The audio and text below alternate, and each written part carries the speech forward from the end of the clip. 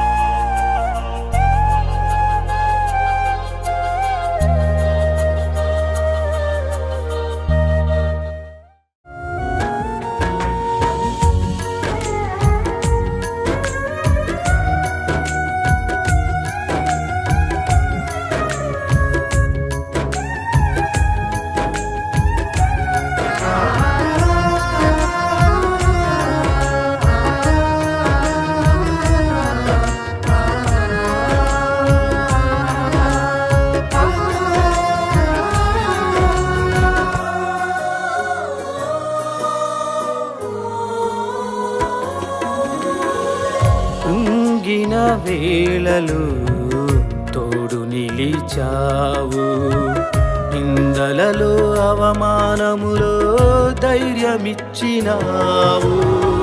కృంగిన వేళలు తోడు నిలిచావు, నిందలలో అవమానములో ధైర్యమిచ్చినావు. ఏమిచ్చి నీ రుణం తీర్చగలనయ్యా, మరణము వరకు నీ సాక్షిగా బ్రతికెదనయ్యా. ఏమిచ్చి నీ రుణం తీర్చగలనయ్యా, మరణము వరకు నీ సాక్షిగా బ్రతికెదనయ్యా. యేసయ్యా యేసయ్యా యేసయ్యా యేసయ్యా యేసయ్యా యేసయ్యా యేసయ్యా. సో ఎవరు పడితే వాళ్ళు సేవకు రాకూడదు. ఈరోజు నాలుగు డబ్బులుంటే సేవకు వస్తున్నారు, ఖాళీగా ఉంటే సేవకు వస్తున్నారు, సంపాదించుకోవడానికి సేవకు వస్తున్నారు. ఇంకొంతమంది మందిరంలో కొంచెం నిలబడి మాట్లాడడానికి అవకాశం ఇస్తే నా బోటి వీరు లేదని చెప్పి సంఘాన్ని చీల్చి సంఘాలు పెట్టే యోధులు కూడా ఉన్నారు. అది ప్రభు చిత్తం కాదు. వాళ్ళు ఎప్పటికీ నిలబడనే, నేను చెప్పనా, అలా చీల్చుకు వెళ్ళిన వాళ్ళు, ఇష్టానుసారంగా ఉన్నవాళ్ళు సేవలో వృద్ధి చెందినట్టు నేనైతే చూడలా. కానీ దేవుని ఆత్మ అభిషేకం ఉంటే ఆ సేవను దేవుడు ఏం చేస్తాడు? అభివృద్ధి పరుస్తాడు. సో ఇప్పుడు దానియేలు గారి గురించి, అయ్యా నీ గురించి నేను విన్నానయ్యా. ఒక రాజుగారు చెప్తున్నాడు. ఎవరి గురించి విన్నానని? దానియేలు గురించి విన్నానని. కాబట్టి నీవు గనక ఈ వ్రాత చదివి దానికి భావం చెప్తే నీకు ఊదా రంగు వస్త్రాలు ఇస్తాను, అంతేకాదు సువర్ణ కంఠాభూషణం ఇస్తాను, తర్వాత రాజ్యంలో 3వ అధికారిగా. అంటే ఆలోచించండి, ఇప్పుడు మామూలుగా చాలా సమస్యలో ఉన్నాడు రాజు. ఇప్పుడు ఏమనాలే? అయ్యా దైవజనుడా, నాకు ఈ సమస్య వచ్చింది, మీ దేవుడు గొప్పవాడట, నువ్వు కూడా గొప్పవాడు అట, నేను విన్నాను. మీ దేవుడు ఆత్మజ్ఞానం కలిగిన వ్యక్తులకి కొన్ని విషయాలు బయలుపరుస్తాడని, అది నీ ద్వారా బయలుపరుస్తాడనే విషయాన్ని నేను విన్నాను. కాబట్టి నేను చాలా టెన్షన్లో ఉన్నాను.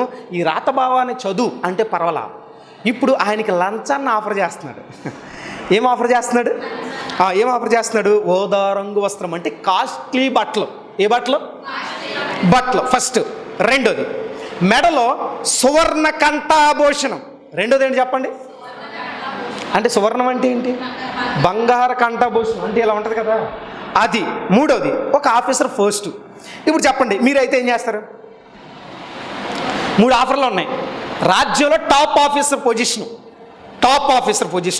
2, మెడలో బంగారు. ఆఫ్టర్లో ఒక అరకా చేయనిస్తేనే వెళ్ళిపోతున్నారు, ఓడిగుద్ది సిగ్గు లేకుండా.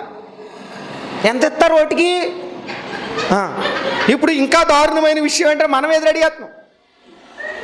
ఇంకా ఇంకా ఇప్పుడు మా దైవజనులు అయితే చూడండి, దానియేలు ఎంత రోషం కలిగినాడో చూడండి. ఇక్కడ రాజా నీ దానములు నీ దగ్గరే ఉంచుకో అన్నాడు. ఏమన్నాడండి? చదవండి కింద ఒకసారి 17వ వచనం. అందుకు దానియేలు ఇట్లా నేను నీ దానములు నీ యొద్ద నుంచుకొనుము, నీ బహుమానము చాలండి. అంటే ఇప్పుడు రాజా నీ బహుమానాలు నీ దగ్గర ఉంచుకో అనుంటాడా? ఈ మాట ఎంత పవర్ఫుల్గా ఉంది చూడండి. అందుకు దానియేలు ఇట్లా నీ దానములు నీ దగ్గర ఉంచుకో, నీ బహుమానాలు ఎవరికైనా ఇచ్చుకో అన్నాడు. ఎంత గట్స్ ఉండాలండి ఆ మాట అనడానికి, ఎంత గట్స్ ఉండాలా? ఇప్పుడు ఈ దినాన ఈ పొజిషన్లో పోని నీ బాగా ఆలోచించండి. ఎవరైతే ప్రజలకు మేలు చేస్తారో వాళ్ళకి ఓటే, తప్పు లేదు. అంతేగాని నువ్వేమిస్తావు, వాళ్ళు 2 ఏళ్ళు ఇస్తానన్నారు, మరి నువ్వేమిస్తే అప్పుడు గుద్దుతా. మళ్ళీ ఇప్పుడు ఓట్లు పంచుకున్నారు, ఆడు 2,000 ఇచ్చాడు, నువ్వు ఆడికే నేను ఇడికేస్తాను, పంచుకుంటున్నారు కొంతమంది. దుర్మార్గం ఇది.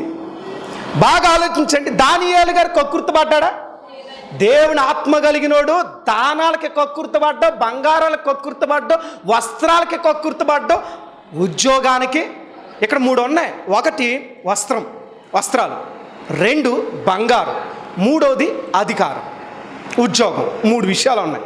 ఇప్పుడు ప్రపంచంలో ఎవడైనా డబ్బుకి లొంగుతాడు, బంగారానికి లొంగుతాడు, విలువైన వస్త్రాలకే లొంగుతారు, ఉద్యోగానికైతే ఇంక చూసుకోవసరం లేదు. నిజమే కదా? కొంతమంది ఉద్యోగం కోసం దరిద్రమైన పనులు చేసే మహానుభావులు కూడా చూశాను నేను. కొంతమంది దరిద్రం అది. కానీ దానియేలు చూడండి ఏమంటున్నాడు, రాజా నీ దానములు ఎవరికన్నా ఇచ్చుకోవయ్యా, నాకేం అవసరంలా అన్నాడండి. పోనీ దానియేలు కోటీశ్వరుడా? వాస్తవానికి దానియేలు ఒక బానిసగా వచ్చాడు బబులోను సంస్థానానికి, అవునా కాదా? ఒక బానిస పిల్లాడు చెప్తున్న మాట ఎంత అద్భుతం అనిపిస్తుంది. ఈ రోజులో ఆత్మీయ సమ్మేళనం అని పెట్టి కొంతమంది, అంటే నేను తప్పు అనట్లేదండి, మనం ఎవరికైనా ఏ రాజకీయ నాయకుల రాజులను అధికారులను గౌరవించడం అది వాక్యానుసారం, తప్పని నేను అంటలా. కానీ వాళ్ళ దగ్గర బహుమానాలు పుచ్చుకుని ఓటేకు, వాళ్ళ దగ్గర వస్త్రాలు పుచ్చుకుని ఓటేకు, వాళ్ళ దగ్గర బంగారాలు పుచ్చుకుని ఓటేకు, అది వాక్యానుసారం కాదు. లోకంలో కూడా చట్ట విరుద్ధం అది. కానీ ఈ రోజున చాలామంది దైవజనులు ఏం చేస్తున్నారు తెలుసా? బట్టల కోసం వెళ్ళిపోతున్నారు. ఇప్పుడు చాలామంది ఏం చేస్తున్నారు తెలుసా? గెట్ టుగెదర్ పెడుతున్నారు. గెట్ టుగెదర్ పెట్టి మరి మాకు సపోర్ట్ చేస్తే మీకు బట్టలు ఇస్తాం కాబట్టి విలువైన వస్త్రాలు పట్టుకొచ్చి అక్కడ ప్యాకింగ్ పెడుతున్నారు అంతే.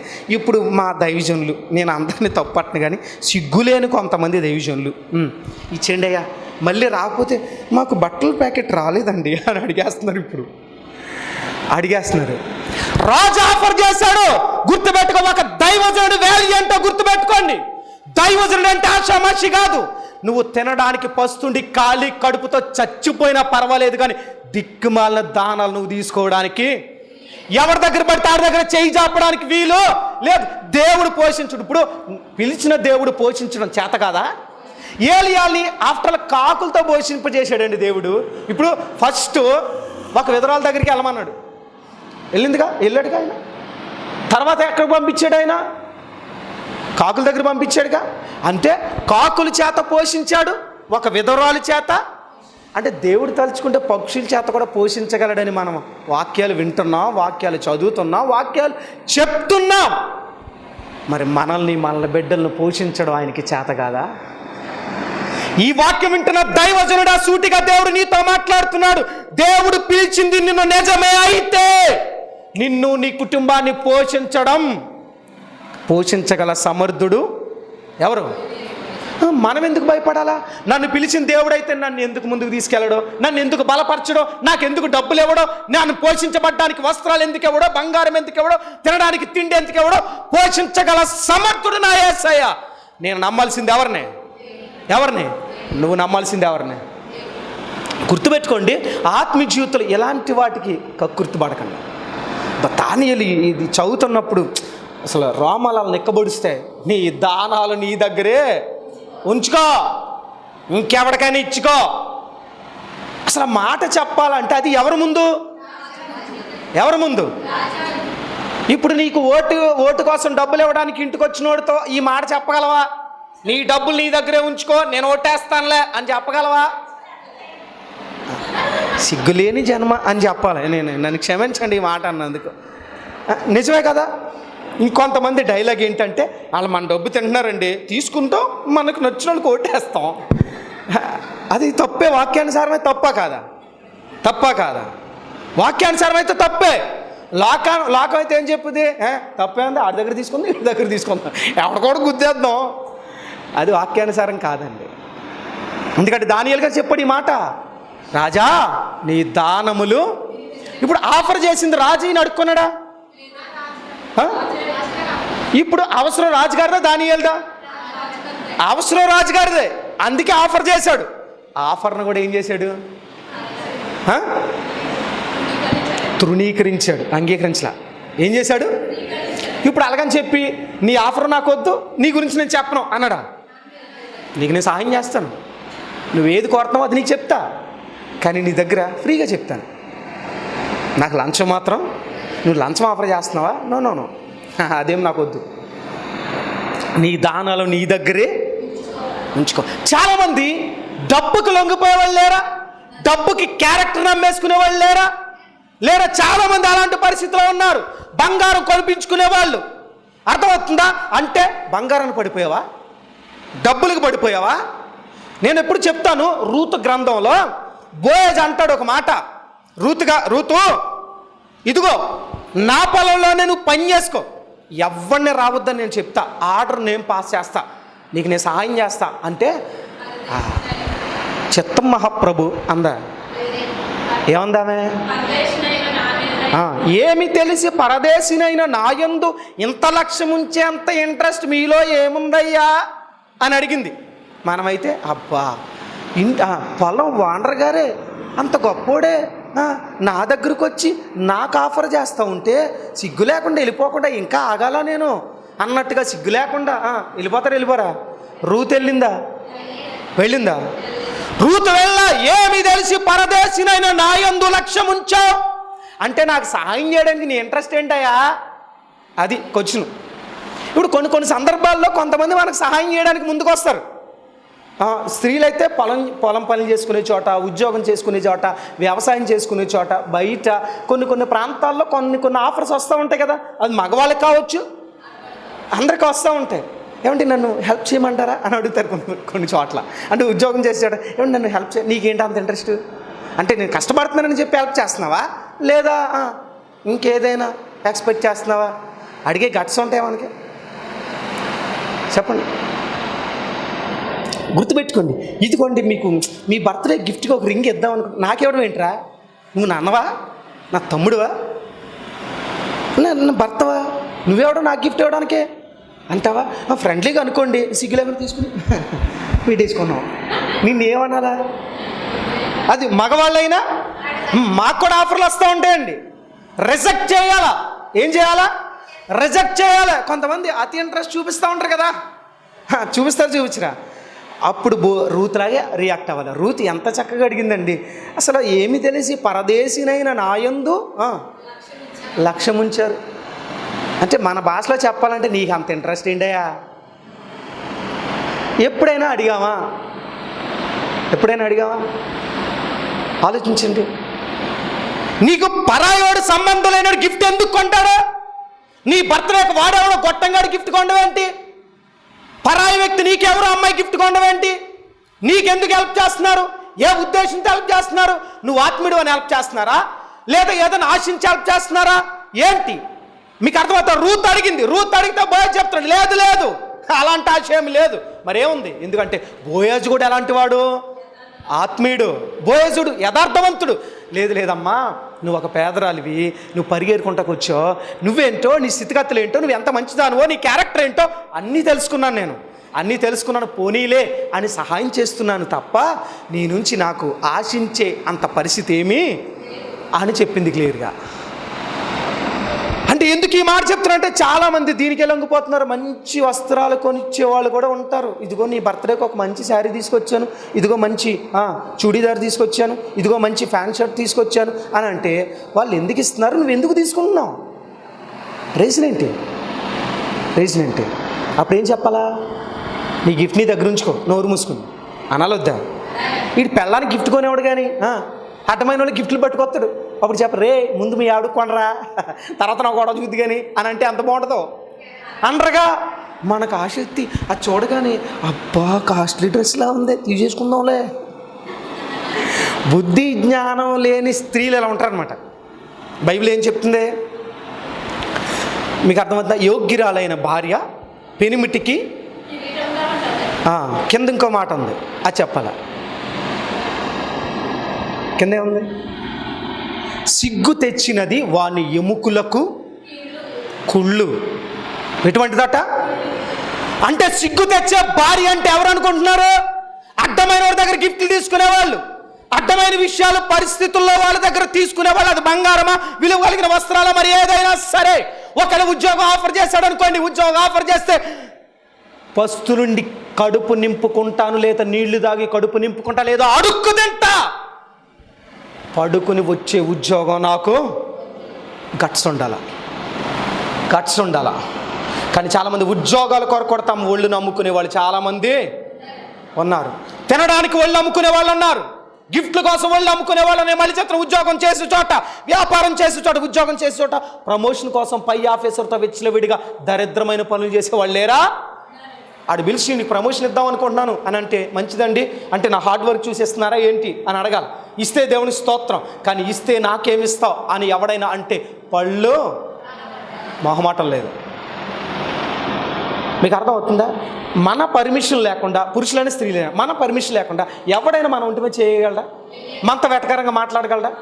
మీకు ఆలోచన, రోడ్డు అంటే వెళ్తుంటే బయటికి వెళ్ళి ఆడు హార్న్ కొడుతున్నాడు అనుకోండి, అక్కడ ఆగి చెప్పు తీసి కొట్టరా హార్న్ అంటే ఏమంటాడాడు? నువ్వేం సిగ్గు లేకుండా ముసిముసి నవ్వులుకుంటూ వెళ్ళిపోతావు, నేను అంత అందంగా ఉన్నానేమో అందుకే కొడుతున్నాడేమో అనుకుంటే ఇల్లో ఏదో ఒక రోజున పాపలో పడడానికి సంకేతాలు ఇవే. ఒక అమ్మాయి ఇండైరెక్ట్గా నీతో సెటైర్లు వేస్తూ మాట్లాడుతూ నిన్ను ఆశించడానికి ఏదేదో కల్లిబొల్లి మాటలు చెప్తుందంటే ఒక్క నిమిషం ఆగి నువ్వు అడగాల, ఇంకొక్కసారి ఎలాంటి మాటలు పొరపాటును కూడా నా దగ్గర మాట్లాడడం పద్ధతిగా ఉండదు అని అంటే ఆమె మాట్లాడతారండి? మాట్లాడరు. అంటే లోపం ఎవరిలో ఉంది? దానియేలు దగ్గర లోపం లేదు. నీ దానాలు నీ దగ్గర ఉంచుకో, నాకేమక్కర్లా. నువ్వు ఇచ్చే బోడి బంగారం, బోడి వస్త్రాలే నాకేమొద్దు. తృణప్రాయం అన్ని వదులుకుని దేవుని కొరకు వచ్చా. దేవుని ఆత్మీయ జీవితం నిలబడిన వాళ్ళు అన్ని వదులుకుని లోకంలో పాపాన్ని సిలువేసి వచ్చాం. మరలా మూల పాఠాల వైపు వెనక తట్టు తిరగడానికి వీలు ఎవడ ఇదేనే ఉన్నాయి. బంగారమైన డబ్బులు మన కష్టాల్లో ఉన్నా సరే పస్తులుండి చావడానికైనా ఇష్టపడాలి తప్ప లాభం ఆర్జించడానికి పిచ్చి వేషాలు మాత్రం వేయకూడదు. అర్థమవుతుందా? ఒకసారి నా ఇబ్బందులు చూసి ఓ సోదరు వచ్చి ఆ బ్రదర్ అనలేదు కానీ మరి మీ అప్పులు చాలా ఇబ్బందిగా ఉన్నాయి కదా నన్ను ఏమన్నా. అప్పుడు నేను అన్నాను నీకు అంత ఇంట్రెస్ట్ ఏంటమ్మా అని అడిగాను.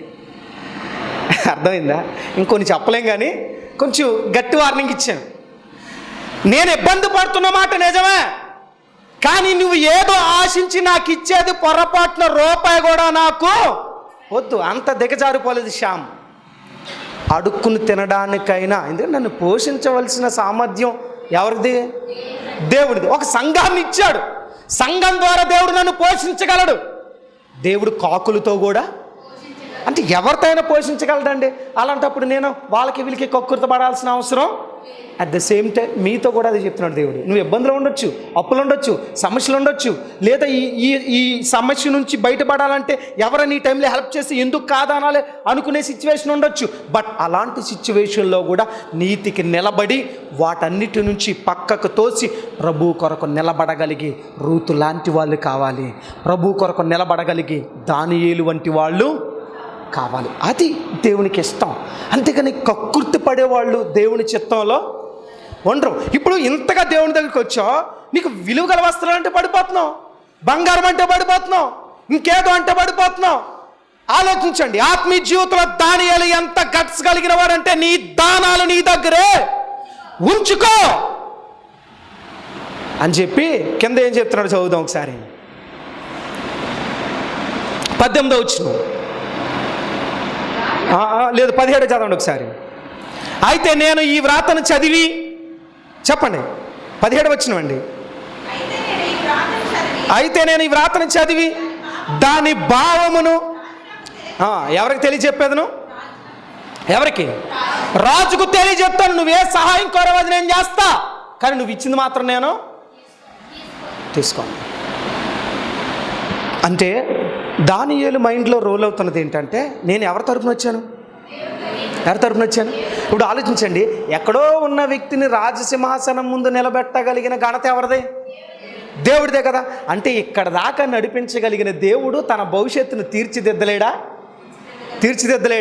పాపం నుంచి, లోకం నుంచి రక్షించి నిన్ను ఈ సమస్యల నుంచి బయటికి దేవుని మందిరానికి నడిపించిన దేవుడు, ఇప్పుడు నువ్వు సమస్యలో ఉన్నావు, ఇబ్బందులో ఉన్నావు, ఆర్థిక ఇబ్బందులో ఉన్నావు, శరీర బలహీనతలో ఉన్నావు, ఈ సిచ్యువేషన్ నుంచి, ఈ పరిస్థితి నుంచి ఆయన నిన్ను రక్షించలేడా? రక్షించగలడు. మన దేవుడు రక్షించగలిగిన సమర్థుడు. కానీ ప్రాబ్లం ఏంటంటే మనం నిలబడట్లా, మనం ఏం చేయట్లా. నేను మళ్ళీ చెప్తున్నా, క్రైస్తవులుగా చెప్పుకోవడానికి సిగ్గుచేటిది నాన్న. చాలామంది లోకంలో కలిసిపోతున్నారు.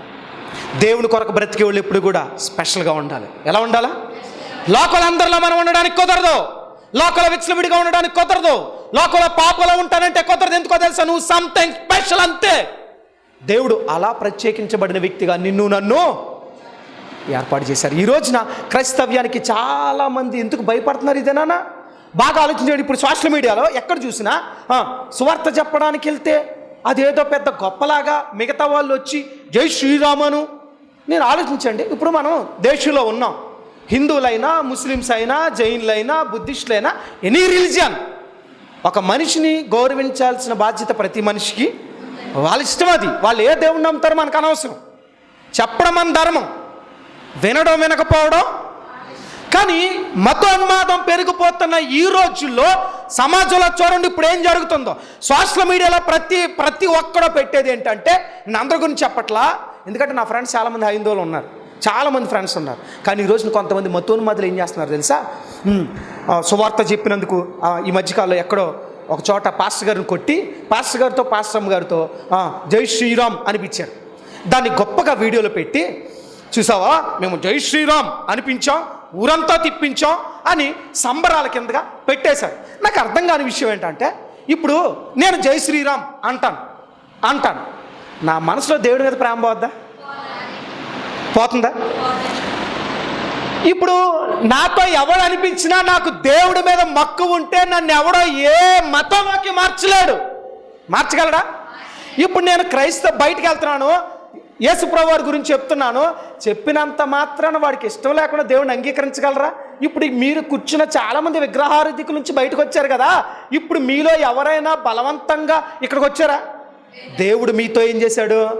దేవుని గొప్పతనం ఏంటో మీకు అర్థమైంది.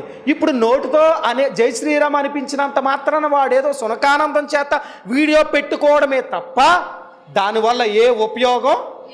ఇప్పుడు అన్నంత మాత్రం నేను దేవుడిని నమ్మకుండా పోతానా? ఇప్పుడు ఆయన అనిపించారండి, ఏదో విజయం సాధించినట్లుగా అలా పెట్టేసి ఏం సాధించావు? మానవత్వం లేని మనిషిని అనిపించుకున్నాం. మీరు ఎప్పుడైనా చూడండి, ఏ క్రైస్తవుడైనా ఎక్కడికన్నా వెళ్ళి బలవంతంగా జై యేసు అనమంట మీరు ఎక్కడైనా చూసారా? లేదు. కానీ ఇదేదో గొప్పలాగా ప్రతి చోట వీడియోలు పెట్టడం ఇది ఒక ప్యాషన్ అయిపోయింది. దాన్ని ఏమంటారంటే మతోన్మాదం అని అంటారు. అంటే మత ఉన్మాదం. పిచ్చి పట్టేసింది. నేను మళ్ళీ చెప్తున్నానండి, అలా అనడం వల్ల నీ దేవుడు గొప్పతనం పోతుంది. ఎందుకంటే మన దేవుడు మనకి సంస్కారాన్ని నేర్పారు, గౌరవించడం నేర్పారు, ఇతర మతాలను గౌరవించడం నేర్పారు, ఇతర మనుషులు గౌరవించడం ఆయన మనకు నేర్పాడు. మీరు ఎక్కడైనా అలా కొట్టేస్తున్నారు, ఏదేదో సాధిస్తున్నారు. విచిత్రమేంటి తెలుసా? అలా అనే కొద్ది క్రైస్తవం ఏం జరుగుతుంది? పెరిగిపోతుంది. అయినా నాకు అర్థం కాని విషయం ఏంటంటే, ఇప్పుడు మన ముందు కూడా చాలామంది హైందవులు తిరుగుతుంటారు, ఫ్రెండ్స్ మనతో ఉంటారు, వాళ్ళ దేవుడి గురించి మనకి చెప్తూ ఉంటారు కదా. ఇప్పుడు ఆ ఫ్రెండ్స్ వల్ల మనం ఎప్పుడైనా సరే దైవ సేవకులు కానీ విశ్వాసులు కానీ అమ్మో వాళ్ళ గురించి చెప్పేస్తున్నారు అని భయపడి అలాంటి పరిస్థితులు ఎప్పుడైనా వచ్చాయా అంటే మనకు భయం లేదు. ఎందుకని మన దేవుళ్ళో ఒక గొప్పతనం ఉంది. ఎవడు ఎన్ని చెప్పుకున్నా మన దేవుని గొప్పతనం మనకు తెలిసిన తర్వాత మనం ఇంకో చోటకి మారే ఆస్కారం లేదు. మన ప్రభు అయిన యేసుక్రీస్తు నామములో రెండంచుల ఖడ్గమని యొక్క ఆధ్యాత్మిక కార్యక్రమాన్ని వీక్షిస్తున్న వీక్షకులందరూ కూడా ప్రభు నామములో శుభాభివందనాలు తెలియజేస్తున్నాను. ఈ యొక్క ఆధ్యాత్మిక కార్యక్రమం మిమ్మల్ని ఎంతో బలపరుస్తుంది, ఎంతోమందిని మారుస్తుందని అనేక మంది సేవకులు మీరు చేస్తున్న ఫోన్స్ ద్వారా నేను దేవుణ్ణి ఎంతో స్తుతిస్తున్నాను, గణపరుస్తున్నాను. కనుక ఈ యొక్క ఆధ్యాత్మిక కార్యక్రమం ఇలాగే ఆగక కొనసాగాలి అని అంటే మీ యొక్క సహకారం ఎంతో అవసరం. కనుక ఎవరైనా ఈ యొక్క ఆధ్యాత్మిక కార్యక్రమాన్ని మేము బలపరుస్తామన్నా, దీనికి స్పాన్సర్ చేస్తాం అని ఎవరైనా మీ హృదయంలో ప్రేరేపించబడితే మాత్రమే ఈ కింద స్క్రోల్ అవుతున్న ఈ ఫోన్ నెంబర్లకు మీరు ఫోన్పే ద్వారా కానీ గూగుల్ పే ద్వారా కానీ మీరు మీ అమౌంట్ పంపించి స్క్రీన్ షాట్ నా వాట్సాప్ నెంబర్ కింద స్క్రోల్ అవుతుంది, దానికి మీ డీటెయిల్స్ మీ పూర్తి వివరాలు పంపించినట్లయితే ఖచ్చితంగా ఈ సువార్తలో మీరు పాలుభాగస్తులు అవుతారు, అనేక మందికి సువార్తను అందించిన వారు అవుతారు. కనుక ఈ ఆధ్యాత్మిక కార్యక్రమం ఆగక ఇలాగే కొనసాగాలని దినసేవకుడిగా నేను కోరుకుంటున్నా. మీరు కూడా కోరుకున్నట్లయితే ఖచ్చితంగా దీన్ని బలపరచండి, సహకరించండి. దేవుని ఆశీర్వాదాలు మీరు అందరూ పొందుకోవాలని ప్రేమపూర్వకంగా ఆహ్వానిస్తున్నాం. God bless you, God bless you all. ఈ యొక్క ఆధ్యాత్మిక కార్యక్రమంలో ఈ వాక్యం ద్వారా మీరు బలపడినట్లయితే ఈ కార్యక్రమాన్ని ప్రోత్సహించండి, బలపరచండి. అలాగే మీ సమస్యలు ఏమైనా తెలియచేయాలి అని ఆశపడితే ఈ స్క్రీన్పై స్క్రోల్ అవుతున్న నెంబర్లకు మీరు కాల్ చేయండి. అలాగే మీ ప్రార్థన అవసరాల కొరకు ప్రేయర్ చేయడానికి సేవకుడిగా నేను ఇప్పుడు సిద్ధంగా ఉన్నాను. అలాగే నా వర్తమానాలు మీ ప్రాంతాల్లో వినబడాలి అని ఆశపడితే ఎవరైనా సరే దైవ సేవకులు కానీ మరి ఎవరైనా ఈ స్క్రీన్పై కనబడుతున్న ఈ నెంబర్లకు మీరు కాల్ చేయొచ్చు అని ప్రభు పేరిట తెలియజేస్తున్నాను. అలాగే నా వర్తమానాలు మీరు ఇంకా వీక్షించాలి అని ఆశపడితే బ్రో ఎం శ్యామ్ అనే యూట్యూబ్ ఛానల్ ద్వారా కూడా నా వర్తమానాలు అనేకమైన యూట్యూబ్లో ఉన్నాయి. కనుక వాటిని కూడా మీరు వీక్షించి ప్రభు యొక్క దీవెనలు పొందుకోవాలని, ఆధ్యాత్మికంగా బలపడాలని ప్రభు పక్షాన తెలియచేస్తున్నాను. ఈ దీన సేవకుడి కొరకు, ఈ దీన పరిచయం కొరకు మీ యొక్క అనుదిన ప్రార్థనలో జ్ఞాపకం చేసుకోవాలని ప్రభు పేరిట మీ అందరినీ కూడా తెలియచేస్తున్నాం. God bless you, God bless you all. దేవుడు మిమ్మల్ని దీవించునుగాక. ఆమేన్. మా అడ్రస్ బేతేలు ప్రార్థనా మందిరం, ఇందిరా కాలనీ, జీడిపిక్కల ఫ్యాక్టరీ ఎదురుగా, దొండపూడి రోడ్, గోపాలపురం.